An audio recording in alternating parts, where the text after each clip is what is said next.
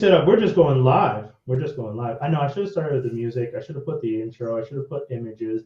I should have done a lot of stuff. But guys, we're live. It's 7:15, and here you're on GeekCypha.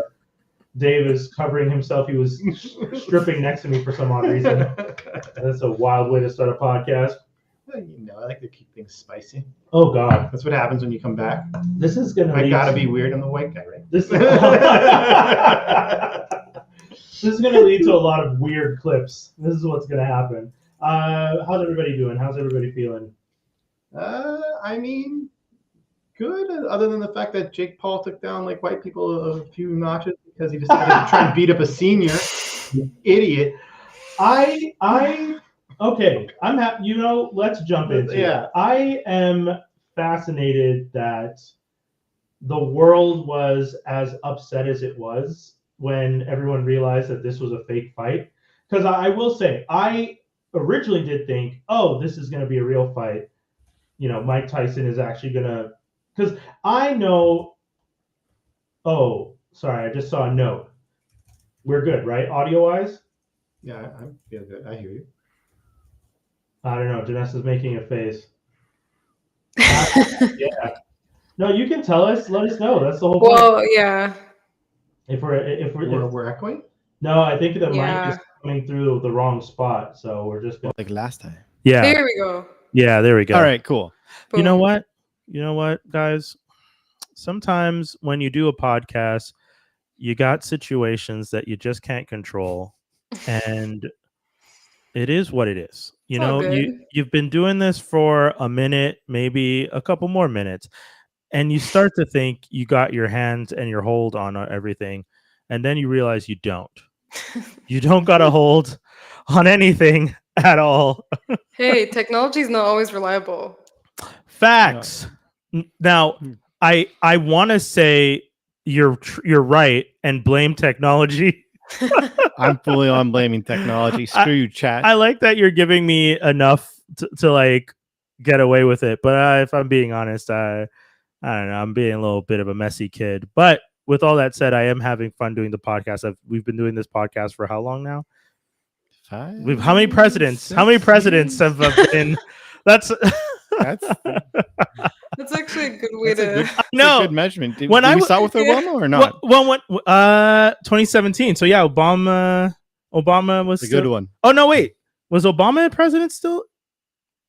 It's a odd number, so it should work. Yeah, because who? No, I think it was actually. It was Trumpskis? I think it was Trump because Obama is 2008 to 2016, and then 2017. Right. He did 2 terms. Yeah. Obama did 2 terms. Trump gets into office, does 1 term, and he's back. I have never Jake Paul to this. This is the worst beginning to this podcast we've ever had. This is the worst. Jake Paul. You know what though? I think it all fits together because Jake Paul and Trump and everything. I saw a lot of people posting. So I'll say this. I saw a lot of people posting recently about how excited they are for the fact that Jonathan Majors and Megan Good are engaged. And people are saying, I thought they broke things off. No, they just recently. I'm gonna look it up. I'm pretty sure. Damn. Jonathan Majors' engagement, Megan Good. Yeah, they just got engaged. They announced their engagement on the red carpet, the Power 100, Ebony's Power 100 gala. So he's not going to jail? He was never gonna go to jail or whatever it was. No, he was like accused of something. Yeah, I think he ended up being like a time served situation. And because it was a time served situation, everyone freaked out. He lost his deals and stuff over at Disney, but he wasn't going to go to jail. He was fine, but they don't. He's a domestic abuser. So who does the robot? Yeah. I mean, based on what the case sounded like, I'm not saying that the woman was misinforming people. I do think that they were both toxic, but similarly, like I was saying with Johnny Depp and Amber Heard, I think the abuse went both ways, and then Jonathan Majors' situation, it sounded like the abuse went both ways. But Jonathan Majors is a black man, and often they want to throw the book at black men in cases like that. And it was at a time where it was difficult because the movement to believe women was ongoing. So it's hard to be like, believe women, except this woman because this situation looks sus, even though we have video. And it turns into a whole thing. So I can't, it is what it is. A court found him guilty. He lost his deals because everyone was waiting for that. Disney was waiting for it like a vulture. Those guys were like, sitting in the rafters waiting for the judge to say guilty, and then they'd be like, they like ripped it up like the Haka girl in that New Zealand. That was the coolest shit I saw this weekend. That is cool shit. Yeah. But like, you know what I mean? Like, that's the energy I felt. Disney was there. Like, Disney was just like, and then they all start dancing and doing the hawking. You're like, you motherfuckers are appropriating this, and they're just like, you'll get this in 5 years when it makes sense what we're doing, and you're just like, you Disney. Anyways, all that to say, they're engaged. Jonathan Majors and Megan Good are engaged, and a lot of people were posting saying that black people needed good news, so they're happy about the engagement. No, man, we've been taking L's. Yeah, exactly. That's exactly what they said. They're like, we had a lot of L's this week. A lot of L's, man. Oh, sorry, no, they said a lot of L's in November. Yes. 2024 has not been good. Yeah. No. Yeah, we lost a lot of we lost James a lot Earl. to the death. We lost a lot in life. Like, this is not good. It's been Yeah. messed up. 2024 is a rough one. Mike Tyson, man, you had one job, nigga. All you had to do was an uppercut. Okay. Oh, I wanna Okay, go so into this. go. What? Just one uppercut. You see him like he almost did, and he pulled back. His knees, bro. No, His hold on. waist up, he was in it. Hold on. Skinny. Mm. There is a rumor, and I don't know if it's true, but there's a rumor that he wasn't allowed to do uppercuts. It had to go 6 rounds. Yeah, because he would have Mortal Kombat that nigga. Yeah. I mean, you could tell. I mean, Ultra. obviously, It's there's true. no Never proof, but won. this fight looks like it was just a scam. He's like, Yes. 20 million, Yeah. 20 million, 20 million. Yeah, there's a lot of times where he didn't throw uppercuts when he could have thrown uppercuts. Yeah. And everyone's just like, why didn't he throw an uppercut? And now people are saying supposedly in the contract they weren't allowed to go full throttle at each other. They had weren't to allowed last to. the full 8 or something, or full whatever round. Yeah, they had to go up at least 6. Like, there's a bunch of stuff that people were saying. Anyways, but you were gonna say. So first of all, I expected them to go light the first few rounds, but I thought it Yeah. was going to be a thing where it's like, ironically, I thought by round 6 they were going to be like, okay, just do it. It Like, was a game of punch out. do a fight. Yeah. But this was like, it was so bad. And like, Jake, the other thing that was annoying is that like people were saying Tyson was gassed. I don't think Tyson was gassed as much as like the guy came in with a knee brace or knee support thing on. He fought with it on. That looked rough. I'm sorry. I posted to my story. I was just like, why are we here with a knee brace? Yeah, dude, straight up, because like you could tell, like waist up, he was good, but you could tell that he, the legs. He did one punch in the 3rd round. He did a punch, and you saw his knee like do like a weird movement. And you're like, you just hurt yourself. Yes, You just hurt yourself. There's a lot of wobble in his footwork, and that was one of the major concerns that I like. As soon as the fight started, I kept saying, yo, I'm really concerned about this leg. Like, he does not look good on his feet. He looked like he had the power in his arms, and he still had a really good defense. Like, his gloves were up and he was keeping his core tight. You couldn't really get in. Anytime he opened up, and he was bobbing and weaving. Yeah. Like, body wise, he was ducking them shots, but the leg work wasn't there. Right. And as much as I dislike Dum Dum, he's 27, so he has the fancy footwork. He had the movement on him. But even at that, like you could tell that Mike Tyson, because of that knee, like, because one of the things I think, if I remember, because it's been a long time since the Mike Tyson fight's been like over 20 years. Yeah.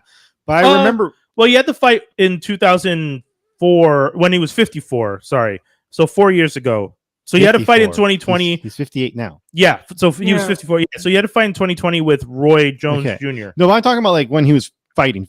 Like, you know what I mean? Right, like right, when he was in his like actual fighting career stuff, prime. He was notorious for like you going for a shot. If you miss, Yeah, you're bad. he picks you up, and then you don't miss. And you could even see that was part of Jake Paul's thing. Like, he wasn't throwing shots initially because he's like, he knew, like, you saw him throw a punch, you see him like, he would back away all the way immediately. back. Immediately back. Yeah. So he knows if he stays in that little like frame, it's like that. It's like in Wow. baseball where there's Yeah, the square and you're not like that's where you're supposed to like hit the ball or whatever. Like if he was in there, you're screwed. But like I don't know, man. This looks so bad. And I was gonna say now, as much as we all didn't love the fight, I don't think I know anyone who enjoyed watching the Tyson Dum Dum fight. I honestly Tyson Dum Dum fight. yeah, I don't refer to the dolls as the balls are idiots. I think he is a fool, but like he actually does box now. Like he's a serious boxer. oh sure. Yeah, but how many sanctioned fights has he had? Yeah, fights. He's done He's 11. had real fights. He's had real fights. Yeah. I will say this though. I will say my issue is not whether or not he's a real fighter. It's fine. It's that this wasn't a real fight. Yeah. Facts. So You're fighting someone who's 3 decades and a year older than you. Take that for a second. 3 decades and a year older than you. 1 score and 1 decade. Yeah, like straight up. That's the best analogy. Because let's just be honest here. If Tyson won, he would have had every right to gloat about anything forever. Yeah, No matter what happened, this guy had nothing to gloat about. I think my favorite was as I was watching the fight. I remember towards the end of the 7th round, I said, "You know what? At the end of this fight, no matter what, Tyson wins because in no world does Jake Paul lose to a 58-year-old.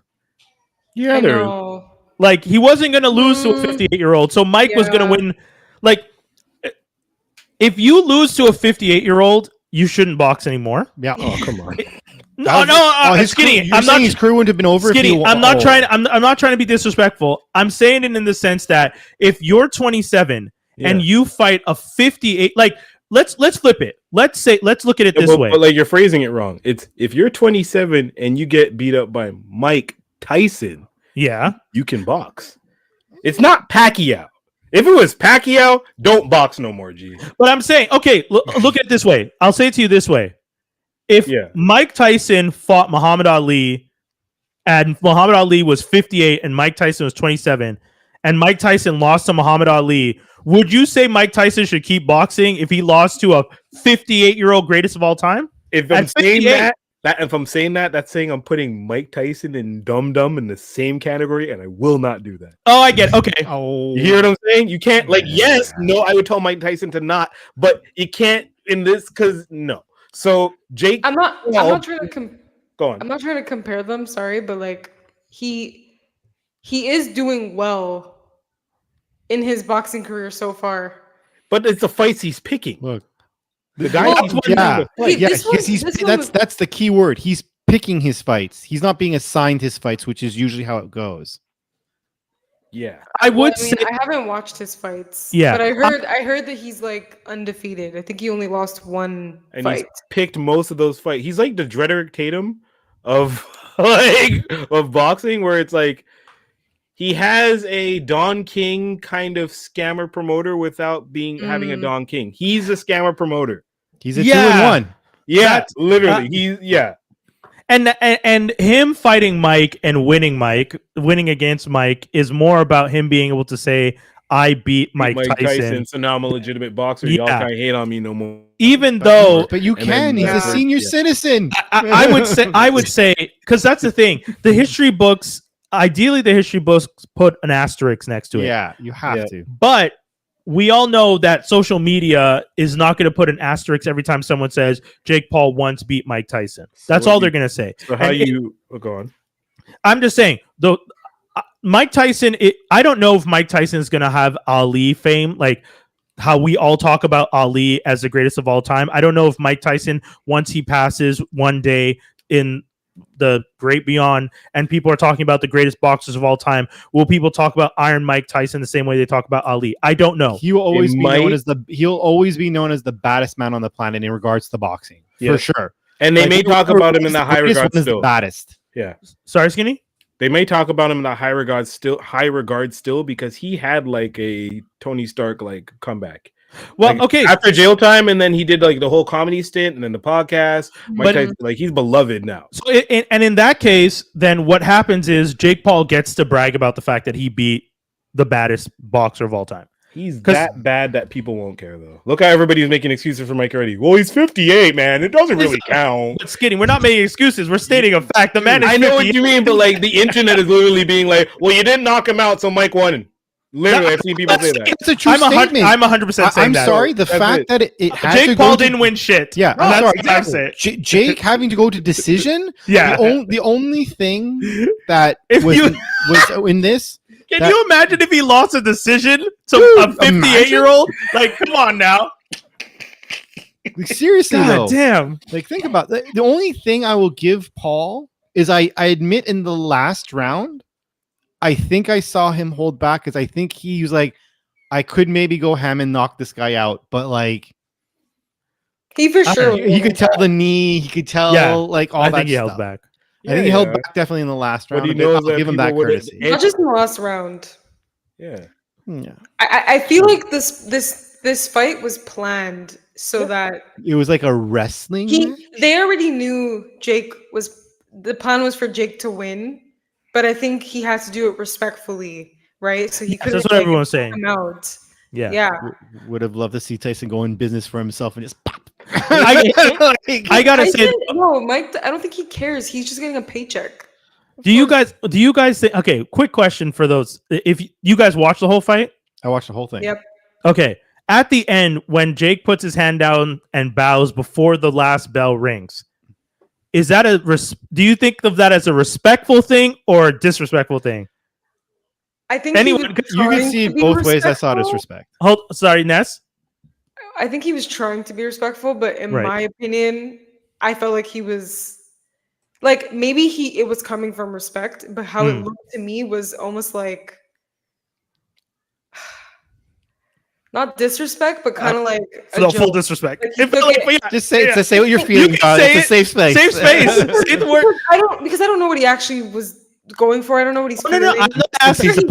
I'm sure he respects Mike Tyson like 100%. Of course he does, but Ness, But that say felt the dirty words you want to say. condescending. It felt Yes. condescending. It felt like Yes, he was like just it felt like a joke in a way. and that's on. Sorry, Skinny, hit me. Thank you for sticking to the script. Yeah, Okay. actually. Wow. Thank you for not knocking my dumb ass out. Thank you. Sticking to the Could script. be it. 20 That million. could have been it. 20 million. Thank you. To be honest though, I don't know if Mike could have knocked him out. I think he think he could have could've. got I think he could have got a few hits, but I don't know if he would have knocked him out. Oh, Just I need to based show on you how a he was Mike fighting and how he was wobbly, like he just Okay, but I think he could have hit him with a really good set for of sure, hits. Yeah. for sure. Yeah, I still think the uppercut would have done damage had he done one, but If it was Yeah. if it was a real fight and they were allowed to go as much as they wanted, if Tyson didn't win within the first 3 to like 3.5 rounds, it would have been Jake right. knocking him out for sure. Dave, I'll let you go. Did you think it was respectful or disrespectful? I think that I'm actually siding with Skinny on this one. Mm-hmm. I do feel like it was Thank you for not killing me. not killing me. But you know what? One thing I wanted to That's point out that I incredible. thought was kind of hilarious, and I don't want to say it was disrespectful, but I thought it was like pretty hilarious. Did you guys watch the intros of the fight? I saw like a bit. Like, Okay, so like Hold on. That's your answer because I still. yeah. Sorry. Yeah, before we move to that, I thought it was super disrespectful. I thought it was a continuation of Jake Paul being disrespectful. When Jake Paul and him went in for the weigh-in and Jake Paul came out like a gorilla on the ground, and Mike had to slap him in the face to be like, "Fuck you doing?" I thought that was that was a mad. lot of like hella disrespectful stuff came from Jake Paul, and I didn't think see that. yeah, that was in the weigh-in like the day before or something, where he like Mike Tyson walks out. They're supposed to do the picture where they're face to face, and Jake Paul comes out like a gorilla on the ground. And I was just like, "What are you?" Gross. And then Mike Tyson slaps him because everyone was just like, "Oh, he slapped him." And then Jake says, "I'm going to kill you." And then the whole performance of and I get it. I get you're supposed to build up the performance and stuff like that, but it felt like Jake Paul knowing that he was going to have this fight with Mike Tyson, was going to get to disrespect him multiple times until they were in the ring. And at the end, and at the end, the what he did was a combination of, I feel like what you guys are saying, where it was just like, thanks for sticking to the script, but it was also a and like, take a bow, fuck you, I got to do whatever I wanted in the situation. Ooh. Because I don't know in what world you can say you're gonna beat someone for multiple months, come out, act like an ape, act a fool, go into the ring, not give them some weird fight, and in the last bit of the last round, you put your hands down and you bow. And Mike would have looked bad had he swung on him, which is why he didn't. But he should have, because the belt didn't ring. Well, the other thing is that I could still score, you know. Well, one thing that was sorry, Ness. I just said he had to stick to the script to get his money. Yeah. Well, because one thing I did think was disrespectful, if they were sticking to a script, one thing I did find disrespectful in general is, like, for a significant chunk of the 7th and 8th rounds, Paul's hands were down they weren't even guarding. And I'm there, I'm like, yes, that's freaking annoying me. Like, that's annoying me too. And like, but mind you, there was a significant portion of that where he was also standing like 5 feet away from him, and you're like, "Oh, this is a boxing match? Or are you guys just staring at each other?" Yeah. But one thing I thought hilarious. So like, and I don't know if this shows. I don't know. I know it shows a badassery on Mike's side and a certain degree of push. I think like overcompensation on Jake Paul's side. But like, if you saw the intro, so first of all, Jake Paul's intro is like. I'll let you finish this though, because after it's like 1 billion minutes long. Like, it felt like it was forever. He's coming out in a car that's like some custom car. He has like bodyguards. His brother being there, that's fine, whatever. But he has like 20,000 people with him, and he gets to the ring and this and that. Mike Tyson, no flash, no nothing, walks out on his own with a hoodie on. That's it. And when he gets to the ring, that's when his crew goes into the ring. Yeah, I'm there. I'm like, what is this? This is such a weird pageantry of things. Yeah. Like, it's so, I don't know. I agree. I'm not surprised because it's the Netflix Paul brothers, whatever. They're so like showy and they want to just do things for money and for attention. We get rid of them already? Like, come on. I know. Well, I mean, that's what Tyson was supposed to do. In the era of YouTubers and streaming and stuff like that, when you look back at that fight, historically, if people are to like study the pageantry, like you're saying, of this whole thing, we'll look back at this and be like, we were at that time, we were in a world where a reality star was voted back into president.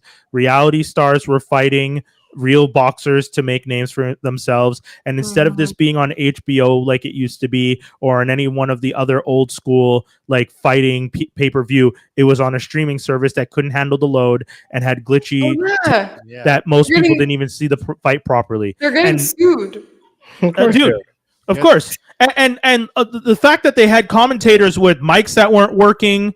Like, I don't know if you guys watched the whole thing, but I watched the whole thing with my friends. They had Evander Holyfield sitting next to them on stage with I don't remember Sugar Ray. I don't remember who was next to him. Maybe Roy, but Evander couldn't even hear what they were saying. They had to be like leaning into each other's ears to talk. Like, it was an embarrassment to watch this take place on Netflix. And when we look back at it, we'll say it's a bunch of people who didn't know what they were doing yet in a world where people are just playing pretend, and that's what we saw. Yeah, but how do I get a job doing that? I want to play pretend. Like, yo, what? You know how many PAs lost their job over this? For such a huge production company like Netflix, I don't understand why they don't know how to do a live stream. Like, but they're new to it. All this is new. I know this they're was new for WWE. Well, not even just WWE.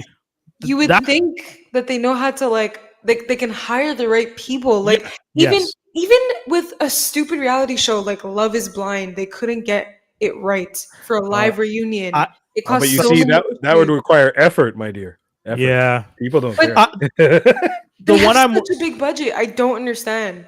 The one I'm worried about though is, and I know you said WWE, but their Christmas Day football game with Beyonce at the halftime show, That's the one I'm worried about. You guys get one last fuck you before the end of the yeah, year. Netflix is gonna have a Christmas football match. They're gonna get canceled. Like, And- no one's gonna use them anymore. And they have Beyonce doing the halftime show, but they can't even. Now, don't get me wrong. There is a difference between having a 5-hour event, which was this stream, versus having a football game. But the football game with the combination of the Christmas Day, everyone's at home on Christmas Day. So it's Christmas Day football with Netflix, and you're watching the halftime show with Beyonce. Live stream. If they mess that up, I think if they can't land that, if I was a WWE, I would start second guessing who I just went into bed with. Yeah, That's what I'm saying. but again, you get billions of dollars.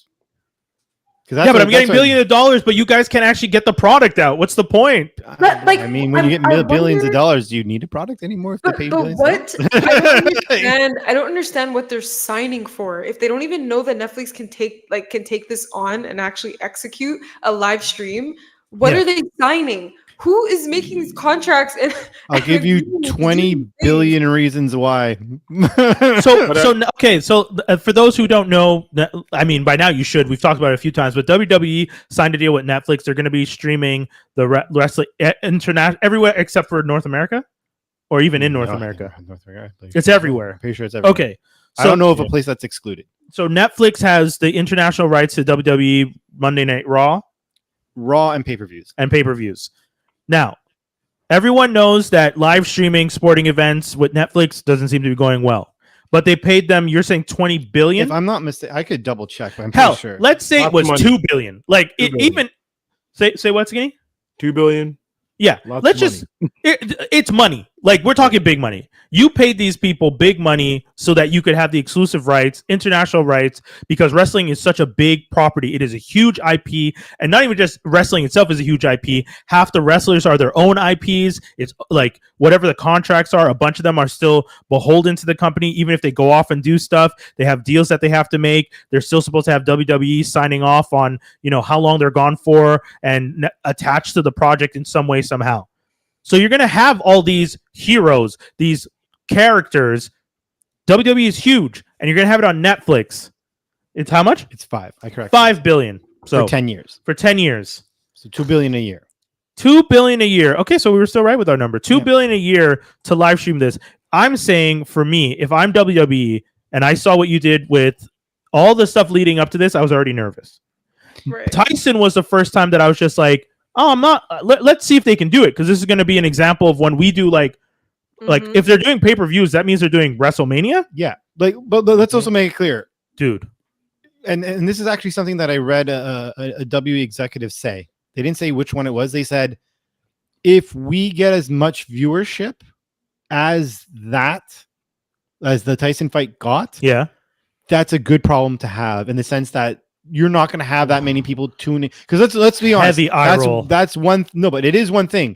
Example: I don't regularly watch boxing. I still gone on at midnight to watch it.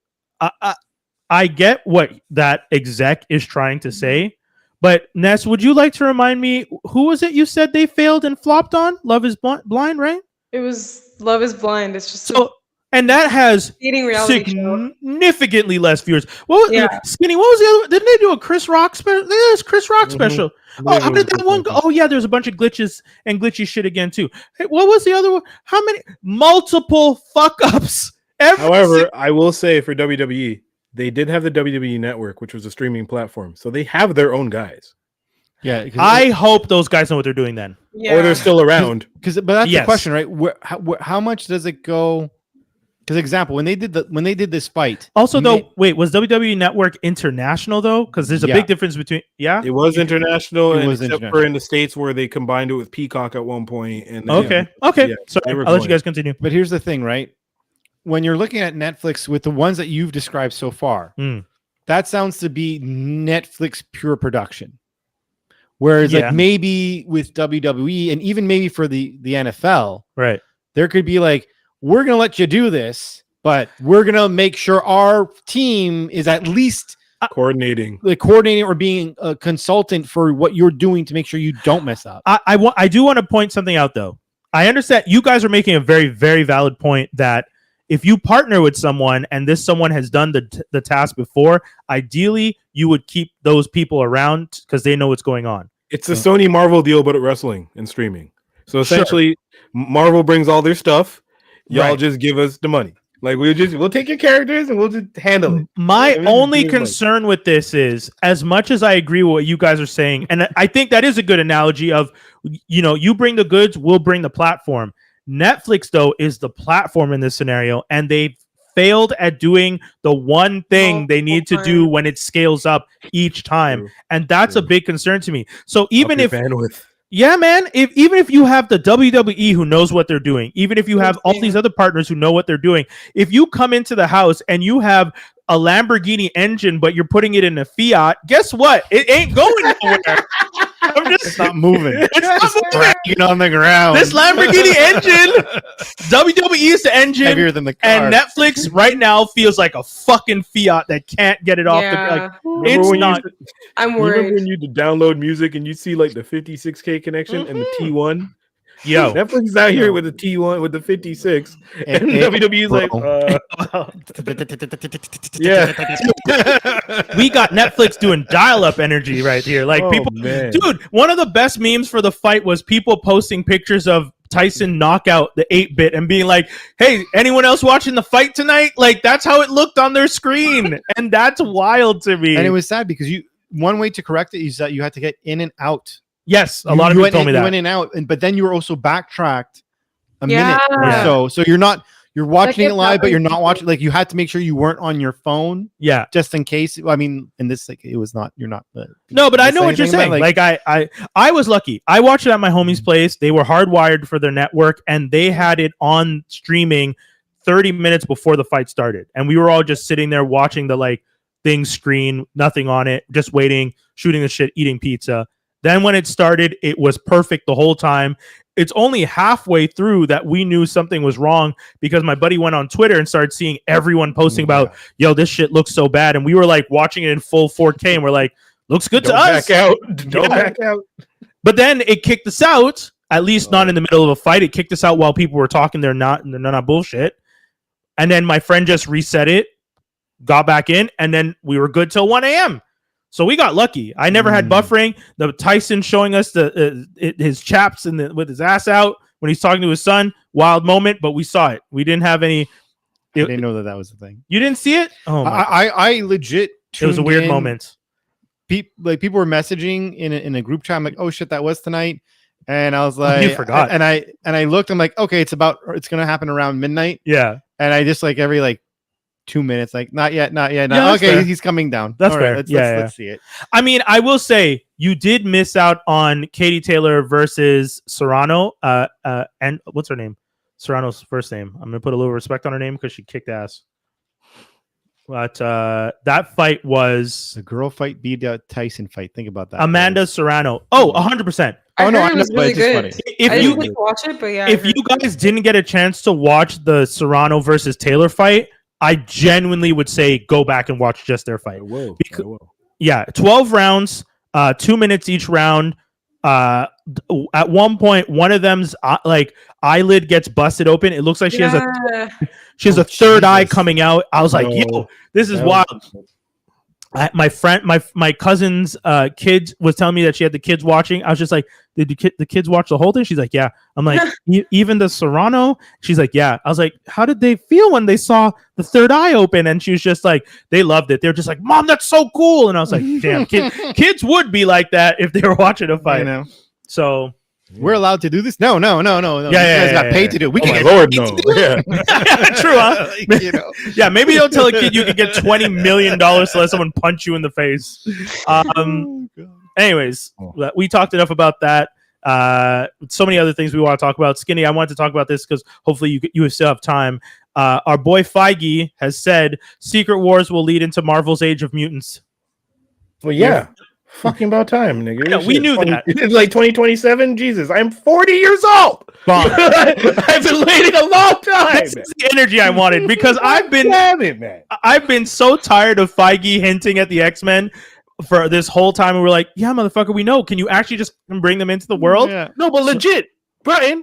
Yeah. It's been 10 fucking years. Yes.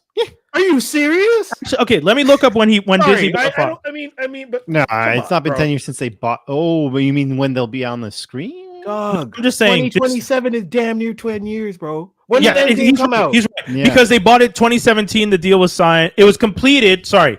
The deal was completed in 2019, but they announced it in 2017. So from when they announced it, it will be 10 years that we've been waiting to get a proper. What's going on? I'm waiting 10 years for friggin' Wolverine in the Oh, yeah. goddamn. Well, dude, because they need. bro. First of all, they needed all their plans to blow up, and I only say that because phase 5 or 6 or whatever. You know how I Whatever. know we don't care anymore? We don't even know what phase we're in. That's how you know. That's how you know. There is no good phase after Endgame. I won't say Right. that because I don't want to be one of them. I liked some things after Endgame. I'm just saying, like, I love all the and what you're doing, and you're kind of modernizing things. But like, just get to my friggin' X-Men. Yeah. Again, I am 40 years old. By the time shit gets nice, what am I? 55? Yes. Yo, dude, we're 60. Get out of here. Like, think about it. Ness, That's the thing we that have to ain't get right. through. Ness, you're the youngin' in the crew. When we are all old, living in the folks' home together and talking about the good old days when we wanted the X-Men movies, can you come and read us the X-Men stories that are finally being Yeah, made? please. Can you give us the AI recaps? Because we will be like old, retired people by the time we actually get these damn X-Men movies, and that ticks me off too. And then before they get to anything good like Krakoa, Yeah. I'm gonna be 72. Yeah. We like, and that's the thing. You're still gonna be like active and living life at that age. Don't worry. I'm downloading my essence into the AI. That's I'll what be I'm leading doing. of the freedom fighters. What do you mean fighting Brian's dumbass? Fuck. I ain't got time for no X-Men movies when I'm leading the damn.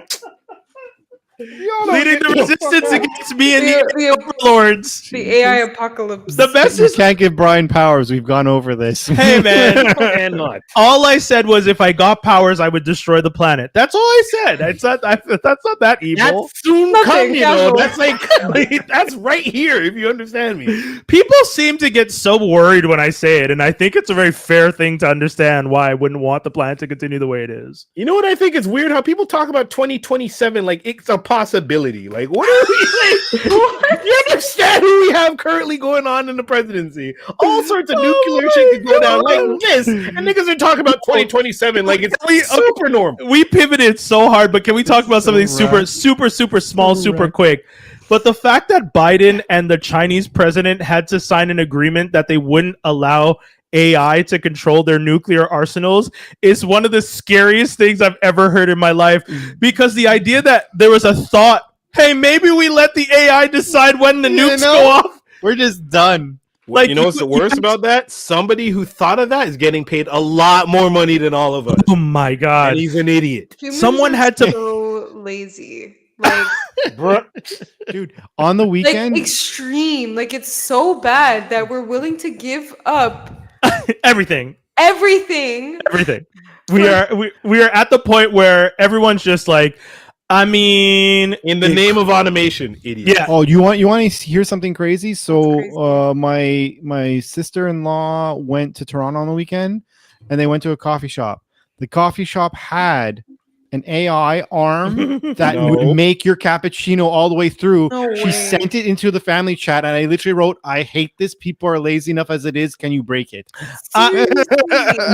Now, Like, how lazy? And like, it's a whole robot. It's like it's. Well, no, that for them, it's cutting costs because you're saving from having to pay a person to actually serve. But I don't All know, this there's is- some Come things on, that man. that need to stay the same. all this to say, when the world turns into robot arms making our cappuccinos and us sitting on the imaginary porch because we're plugged into the Matrix, and Skinny thinks he's fighting the freedom fighters, but he's actually just sitting next to me smoking a J.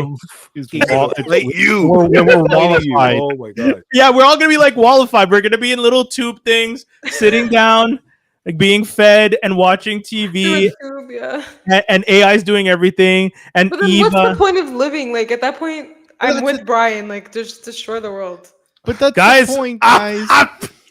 No, you will not be the phalanx. We're in No. trouble. We're in Ness, trouble. yes, Ness turned so quick. Ness was just like, you know what? burn it all down. Well, I mean, Press the nuke it's button. like- Let's just press the button now. low key, like that's the direction we're going in. It's like if we're all gonna be, No, if we're all gonna be fucking vegetables, like we might as well.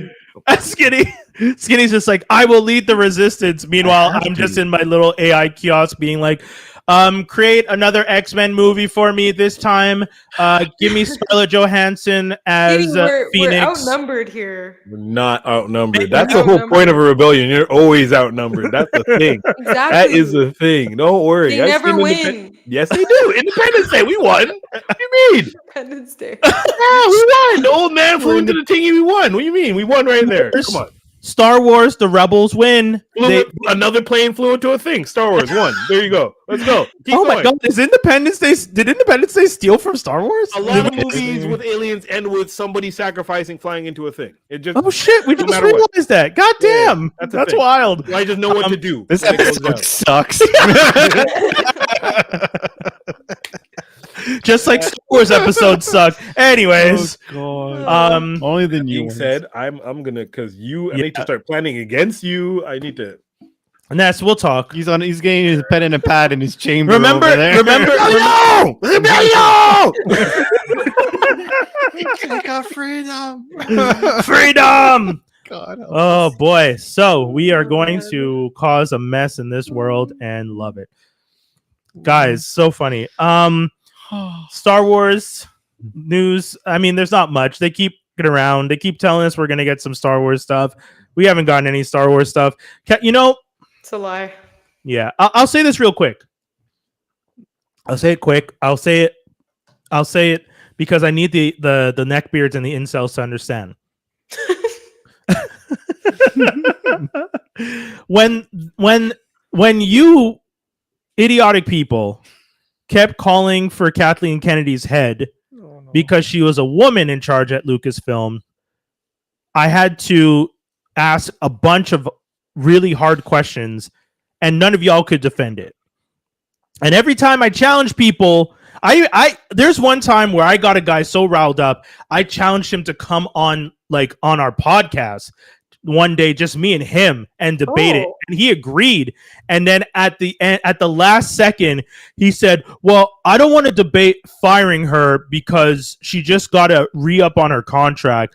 I think we should debate why she should be, Star Wars and Disney's deal." And I was like, "Whoa, no, pause, homie. That's not what you said." And I quote, "They need to get this bitch out of here. She don't know what she's doing."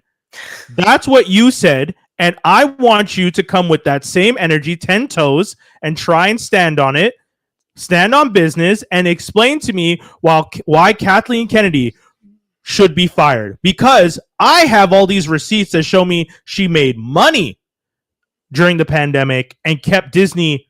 She's like the head producer, not the new director. She's the head of Lucasfilms. Okay, yeah, no, I don't have a problem with her at all.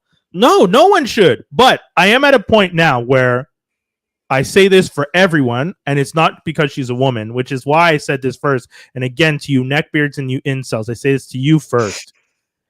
I've said this about Lorne Michaels. I've said this about Greg Berlanti. I've said this about anyone who has too much control over one thing for too long. Y'all need to leave. I've said it about Feige enough times too. I don't want Lorne to be in charge of SNL for the rest of the world. It's 50 years. Go away. I don't want Greg Berlanti to be in charge of the CW. Blessings. The WB and all of them sold off their shares, and Greg Berlanti lost all his little superhero shows, and it was the happiest day of my life. I don't want Kevin Feige running Marvel forever because, as Skinny said, we are going to be in our 50s by the time this man lands the damn plane. Get to work and finish the goddamn job you need to do. And same thing for Kathleen Kennedy. Yo ass has been in that chair for too long to have this many mess ups. Every time I've heard about a show that's supposed to come out, you've announced all these movies, you've announced all these projects, and half of them haven't come to fruition at this point. And it's not a factor of you being a woman. Y'all can't do the job no more. Y'all need to leave. Give me new blood. We need change. We need change. Need new blood. I'm tired of these people messing up. You just need new knees, just like Mike Tyson did on the weekend. That's all. But I'm serious. I'm tired of it. I'm tired of Feige. Yeah, I'm tired of Feige not landing the plane. I'm tired of Kathleen. The children of Bone. I'm gonna try and see if I can find the Children of Bone the author's name because I know I always mess it up. Tomi Adeyemi, Children of Blood and Bone. Lucasfilm announced that project at Disney years ago. It was supposed to be the first non-Star Wars or Indiana Jones project from Lucasfilm. And it's by a black author. It's about Afrofuturism blended with magic. It's really cool. Everyone's really excited about it. I didn't finish the audiobook because I was listening to a bunch of things at the same time, which was my mistake. I now do one audiobook at a time so I don't get myself all messed up. I want to go back to this one because it was really good. It was really interesting. They lost the project, and last I saw, the project is over at Universal, I think. And to me, it makes no sense that the film adaptation, let's see, prior to the publication of Child of Bone, option for a film produced by Fox, okay, Adeyemi, blah, blah, blah, Fox, bullshit. Disney acquired the majority of the Fox stake. They got their hands on it. Hollywood Reporter, Alan Horn revealed Kathleen Kennedy was in fact working with sister studio 20th Century Fox's chairman Emma Walsh in developing the film. In December 2020, Kennedy announced that Lucasfilm would co-produce the film with 20th Century Studios. By January 2022, Paramount Pictures had acquired the rights for a guaranteed exclusive theatrical release. What happened in the 2 years? I get that we had the pandemic, but you announced it in December of 2020. It's not like you announced it before the pandemic. Mm-hmm. All I'm saying is we're now 2024. In November of 2024, a casting call was sent out by Prince Byworth, Gina Prince Bythewood, the director, for a male and female actors between the age of 10 and mid-20s living in Nigeria because they're finally casting this thing. She was as a director. Guys, come on now. Yeah, but I mean, like, the same thing. I mean, like, if without saying all that and with something everyone knows, I mean, Blade. You know what I mean? Like, that's the problem. But that's what I'm saying. But the problem that Marvel has that is it's a Hollywood problem. There's just too much red tapes for some things sometimes. I mean, even if you think about it, like Deadpool, for example, Deadpool, technically before Deadpool 1 was released, Ryan Reynolds had worked on that for what, 10 years? I would say there's a big difference though. Deadpool was Ryan Reynolds' love child idea that he had. He really wanted to get something done. This is the head of a studio telling you this project is in the works. Deadpool wasn't at a studio at the time. He had to get a deal, then get the movie made. These people have the studio. If I'm the head of this, I'm already in the car. You know what I'm saying? Like, I'm already in the car. He had to get a car. He didn't even have a car yet. She's driving the car. Where's the movie? But ran out of gas. Seriously. Sorry, Ness. I just feel like nowadays the intent behind projects are not what they used to be. And I feel like that might have an effect on, like, I guess, I mean, you're right about needing change, and I think a lot of people need to be pushed out. Yes. But I also think they're not in it for the right reasons, and that's probably why I agree on that. all of this is happening. Facts. If that makes sense. No, you're right. You're 100%. Because fun fact, I mean, in my opinion, when people are passionate about something, that's usually when you get a better product in general, and then obviously that product sells. Like, that's one of the reasons why I feel I'm just using Deadpool again, but that's why I feel the Deadpools have always been successful, right? You could say whatever you want, but like every time they came, like Deadpool 1, when he came out, it was number one, breaking all sorts of charts and this and that. Yeah, record. Especially for an R-rated rated R movie. Yes. Then the third one came. The second one was really, really good. It did very well as well. But then this one comes out and you're shattering everything. Yeah, I would say that had a lot to do with him bringing back Wolverine. But again, bringing people who are passionate about. So again, bringing people who are passionate about the characters and passionate about the storytelling makes it doubles down the concept that I'm saying. Exactly. Yeah, it's just the same reason why the original, like, phase 1 was so, why it skyrocketed so much, is because you had to get people who wanted to be the actors. Yeah, I agree. You guys are saying a similar, essentially making the same point, that we're not at a point where Hollywood, or at least these movies, feel like they're being made because of passionate fandom. it feels like they're like, oh, you guys will spend, so we'll just keep making them. No. And that, as much as you love Deadpool, that's one of the reasons I had a little bit of issue with Deadpool doing so much fan service, because that felt to me it was more about fan service. And as much as I agree, you in that movie, Ryan Reynolds did it for the right reasons. Hugh Jackman coming back felt like for the right reasons. But there's so much fan service in the movie that as much as it's for the right reasons initially, it's also blurring the line of we're doing this just to get you guys get butts in the seats. Agreed. I agree. But what I'm saying though is I would say it this way. It's a scale, right? It's a balance between like the Hollywood motive, let's say, and the fan motive to get something done. I would rather have a more lean on the fan side as opposed to this constant lean on the Hollywood side. And that's why that's why a lot of movies are like kind of cookie cutter in the Marvel U. Interesting. Okay. I think you could make the movies for the fans without relying on the fans' reaction. Like you don't have to lean that much. Right. But I'm saying on a creative standpoint, you do have to lean, like you have to go back to the core the example why Blade was doing bad, right? If it was about a Blade movie, this probably would have happened. But when you're reading about it, like it's like, well, you're talking about girls and this and that, and Blade's a secondary character. Yeah. Why is this not being brought off the ground? Because it's not even about the original content. Yeah.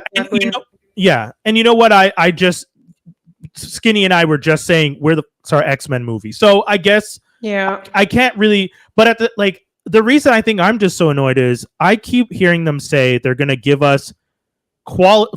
First of all, you're right.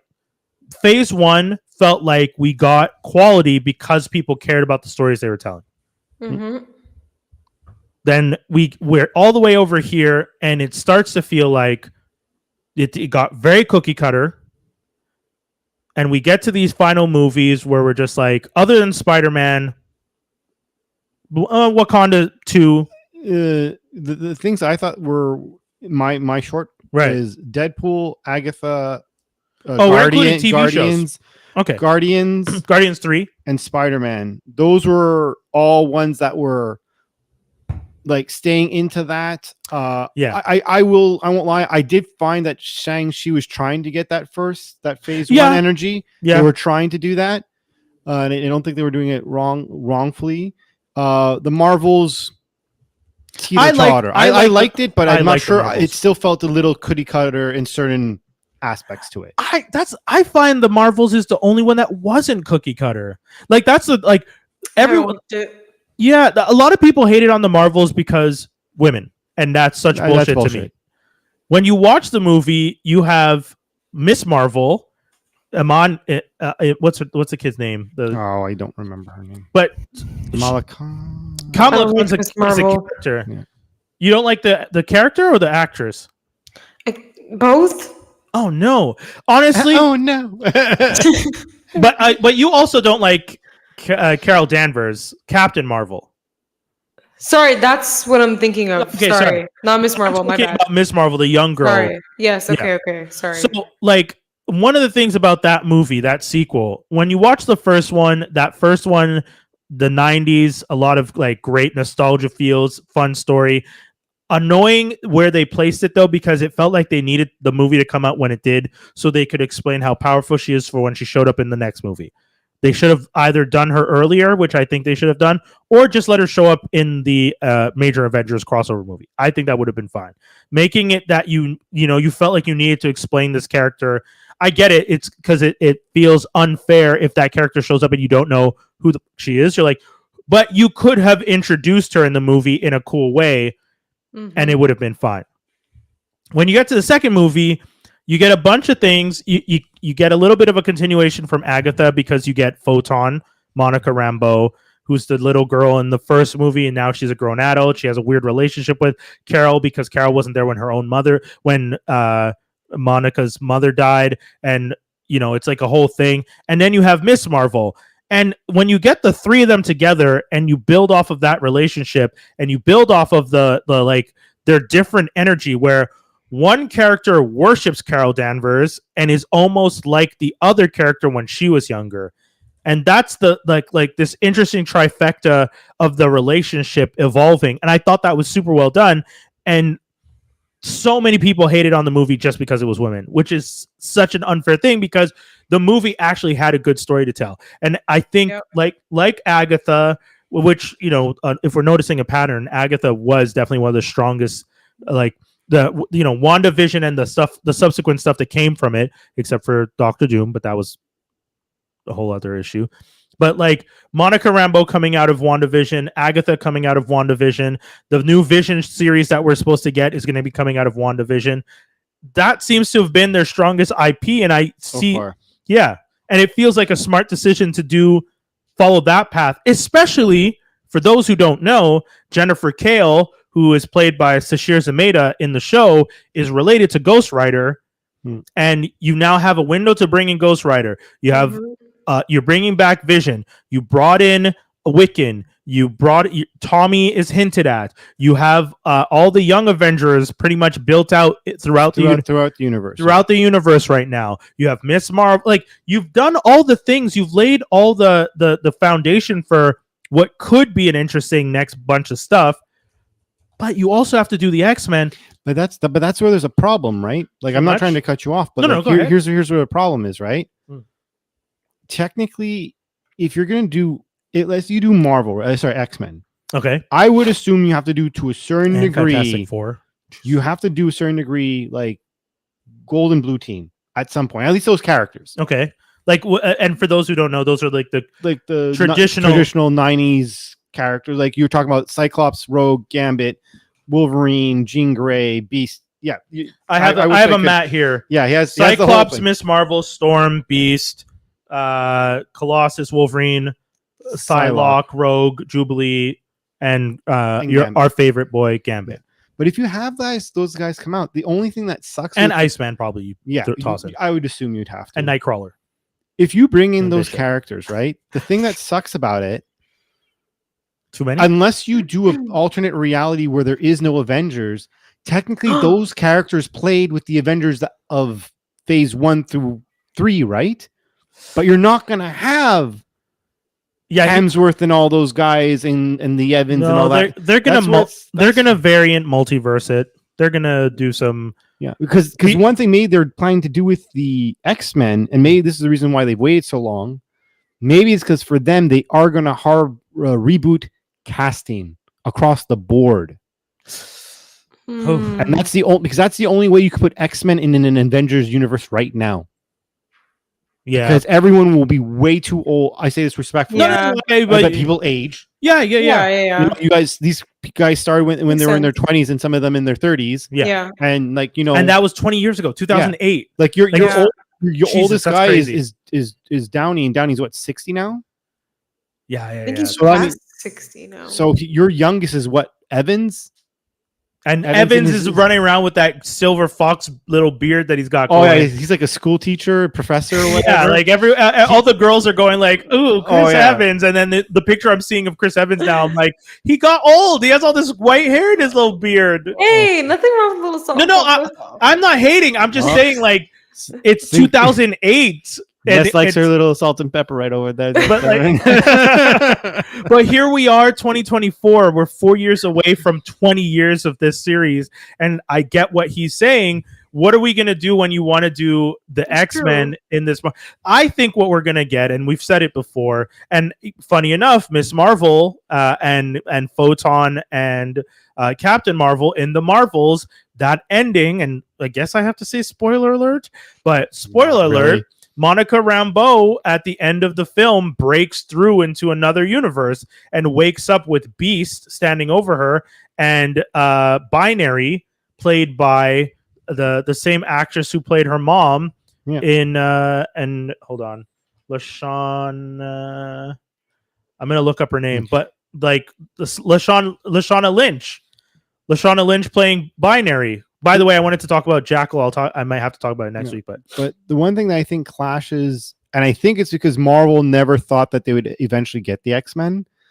Agreed. I feel that they were planning to eventually go to a universe where, like, okay, well, once we get past our Avengers, we're gonna go into Young Avengers. But then they got the X-Men, and now you're kind of like, because you can't make X-Men play with Young Avengers, because then you're just you're making Fox Really? X-Men 1 mistakes. I get what you guys are saying. It's not ideal, but what's my option? I'm going to recast and start from scratch, or I take advantage of the fact that I have all the Young Avengers. I've built out the Young Avengers, and now I'm not going to use them because I want to introduce the X-Men, and the X-Men have to be with the original Avengers. Guys, but then you mess up storylines. Like they're going to mess up storylines. We already didn't get the proper Civil War. We already didn't get a proper But you have, if you're we doing didn't get World War Hulk. We got we got Thor Ragnarok. They've already changed things. But the thing is this: Mhm. if you're going, one thing that I think I would dare say is a lot of fan dreams. If you, this could be a fanboy dream if you want. I don't care if you. I'm going to say something that's going to break your heart after, but I'll let you finish. I would love to see A versus X, Okay. and you can't make Young Avengers the A versus X because then X-Men destroys them. I understand everything you're saying.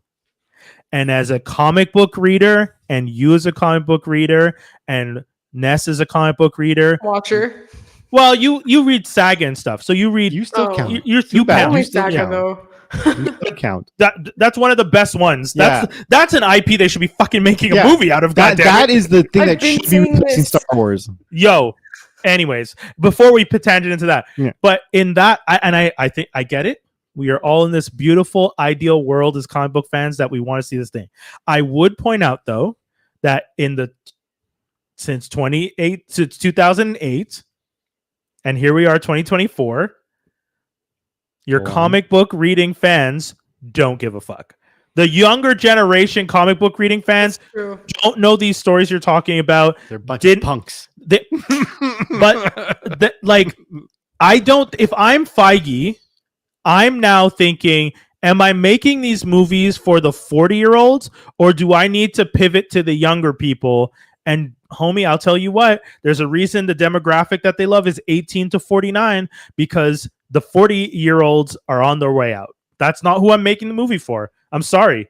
You're not who I make the movie for. Exactly. They're aiming to target the younger crowd. Why do you think everyone's who has the money to spend? Really? 18-year-olds have money to spend on movies. They're going to blow their money on foolishness.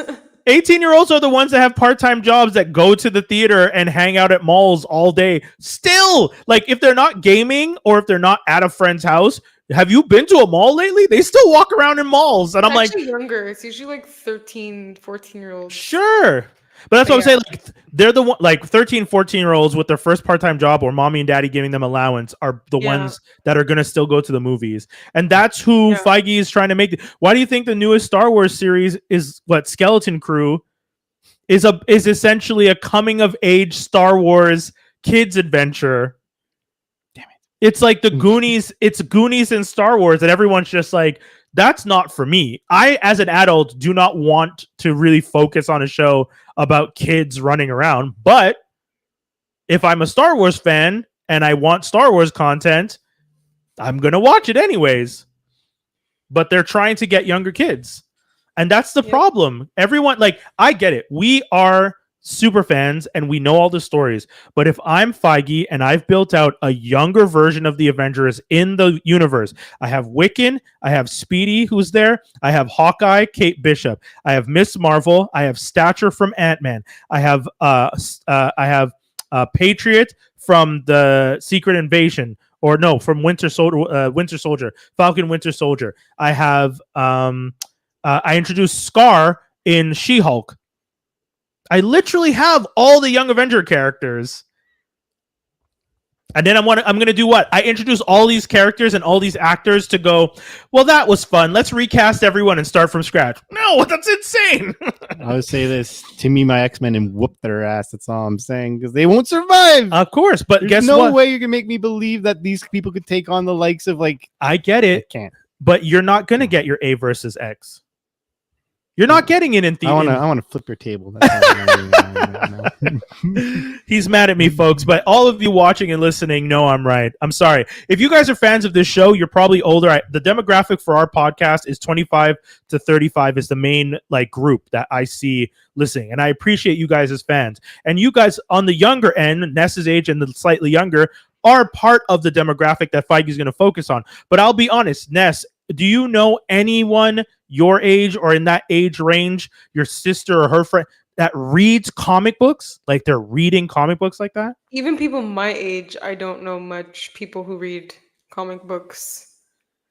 Dude, when we go to the comic book and I'm at like the end of like I'm You're right. 27, so like you would think like 25 and last time you were at the comic shop, you're at Crossover Comics, you're at any of the comic book shops. Shout outs to those guys. I love you. How many people on Wednesday, comic pickup day? I've always gone on weekends, so it's not really fair for me to say. However, when I go on weekends, it's better example on the weekend. The whole spectrum. Yeah, but whole spectrum, yes. Percentage wise, though. Shut up. Okay. Because yes, what you said is a fact. I went to the mall and I saw people of all ages, but what's the percentage of people who still buy from brick and mortar stores? Same mentality. Here we are, 2024. Comic books are what they are. I go to the comic book shop on Wednesdays, or I go on the weekend to pick up my comics, and I walk in, and who do I see? I see the whole range. Cool. But what's my percentage? I see parents with very young kids who are trying to introduce their kids into possibly reading, because comic books are a fun way for kids to read. Once again, kids, check out comic books because it's a fun way to read. But I don't see, I see parents with their kids, and then I see maybe one or two teenagers, but then it jumps to 20-something-year-olds, like mid-20s and up, who are buying their they have their pull list. But by the way, it's actually really popular right now to read online. Even that comic too, books. very valid. I would love to see what Marvel Unlimited and DC All Access, if it still exists, because those are the two reading apps for comic books for both those companies. And I would love to know what those numbers are, because it's like $100 a year for a subscription to Marvel Unlimited. I did it once, and it was worth it because you were getting. If you're reading a lot, yeah. Oh, dude, it was $100 for the year. I was reading, and it's everything up to 6 months ago. 6 months ago. So if I didn't read which at the time I hadn't read any titles for like 2 years, I caught up on everything. Wow. Great user interface. All the comics are there. It was good. I can't do it. I can't read online. I'm like, I have difficulty. Honestly. I was reading on a tablet, if I'm being. But even on a tablet, but even that, I can't. Oh yeah. Okay. Something about reading, I prefer it like in a book. I don't know. I don't know if it's like the concept of the texture or smell or just need. My mind just doesn't. That's fair. There's a reflective surface. I don't know. Okay. You get distracted. Pretty birds. Oh no. But did you guys see the trailer for Thunderbolts? Yes. Okay. So a lot of people are wondering about the asterisks. And then someone was telling me that David Harbour said in an interview, the asterisk is supposed to be a symbol for when something is misspelt. He said there was a purpose. I saw him say that there's a purpose for it. I don't know if it meant this. I didn't see him say. I'll try and find the thing. I'm not saying that's wrong. No. I'm just saying that. I mean, I think that's what it means grammatically speaking. But is that what he's actually going for? Because it's spelled properly. Yeah, that's what I'm confused about. Yeah. Unless he's trying to say the team's not the right team and that the team's going to be adjusted later or something. I don't know. It's bizarre. Okay, I'm trying to find the article. David Harbour never changed, returned, but the upcoming Thunderbolt. The film production includes several mysteries, most notably, blah, blah, blah. Sentry, okay, we know that. David Harbour said, spoilers since accidentally revealed it. I don't think you guys know much about Bob. Oh, he spoiled something about Bob. I'm trying to find the part because there's something specifically he says about the asterisks that I have to find. Because for those of you who don't know, Bob is Rob Reynolds, who is Sentry. Sentry is a major character David Harbour's excited for people to find out why there's an asterisk on the asterisk. Is very cool. I understand why people might put the asterisk there. I'm excited for the viewers to see it as well, but I just can't say more. Oh, okay. So I guess people took that quote and were like adding their own thing. Yeah, but there's an actual reason for it there. But yeah, maybe that's why someone said the grammatical thing, because they're saying like grammatically this is why you use an asterisk.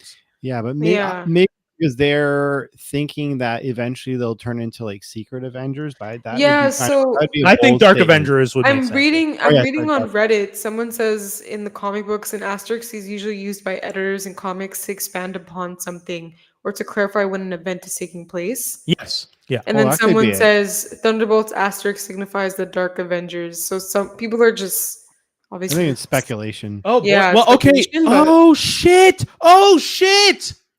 Go on. Valentina's starting the Dark Avengers after everything falls apart in Captain America.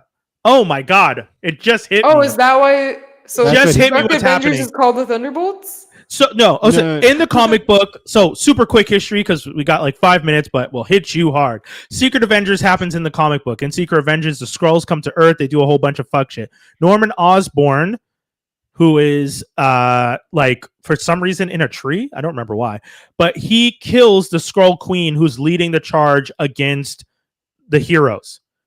And when he takes her out, the heroes win the fight. Everyone goes, oh shit, Norman Osborn saved the day. They make him the head of S.H.I.E.L.D. They change the name of S.H.I.E.L.D. from S.H.I.E.L.D. to Hammer. And he says, no more being on the defense. We need to be in the offense. S.H.I.E.L.D. is now called Hammer. He decides he's going to... Norman Osborn's a villain, Spider-Man villain, for those of you who might not recognize the name. But he's also the Green Goblin. He's a psychopath. He's evil. All that in a bag of shit. Yep. So he turns around and says, we need to have an Avengers team. We need to have a really powerful team to like replace the Avengers. He gets villainous versions of everyone. Most of them are Thunderbolts, though. Like 3 or 4 of them. Yeah. So he gets Venom to be Spider-Man. He gets Daken, who is Wolverine's son, to be the new Wolverine. Bullseye to be Hawkeye. Mockingbird? No, what's the girl, the Thunderbolts girl with the blade energy? She becomes Captain Marvel. Yeah, I forget her name. He gets Ares, the god of war, to become the like replacement for Thor. He gets, and then he also brings in Sentry, and he manipulates Sentry to be on the team.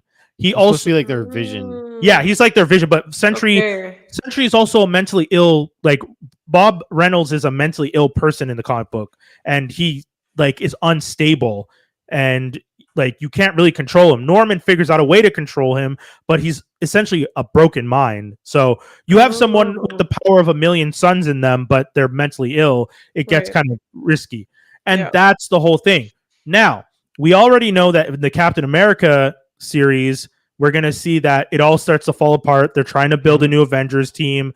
The Red Hulk situation happens, yeah. So I'm thinking, it hit me just now. I'm sure other fans have seen this, but because Brave New World falls apart, everything seems to fall apart because that trailer doesn't make it look like things go well.